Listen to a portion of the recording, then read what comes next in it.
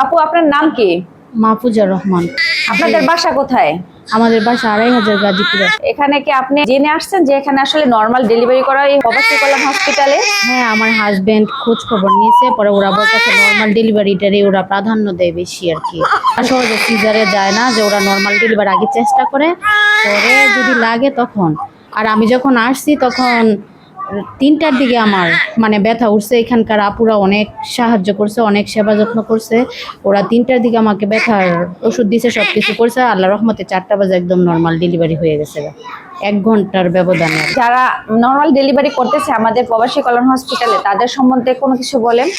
যারা normal delivery করতে চায় তারা অন্য হসপিটালে গেলে অনেক সময় নর্মালে পজিশন থাকা সত্ত্বেও সিজার করায় ফেলে।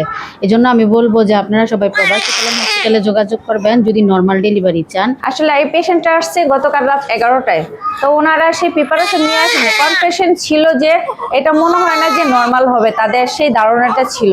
তো আমরা বলেছি না, আসলে এটা আমরা নর্মাল করতে পারবো, আমাদেরকে সেই সময়টা দিতে হবে। তো তারাও সেই অপেক্ষায় আছে। তো আমরা মেবি নর্মাল ডেলিভারি 3:30টার দিক দিয়ে করেছি। আল্লাহ রহমতের মা ও বাচ্চা দুজনই ভালো আছে। যারা নর্মাল ডেলিভারি করতে চান অবশ্যই আপনারা প্রবাসী কল্যাণ হসপিটালে চলে আসবেন। আসসালামু আলাইকুম রহমতুল্লাহি বারাকাতুহু। প্রবাসী হসপিটাল,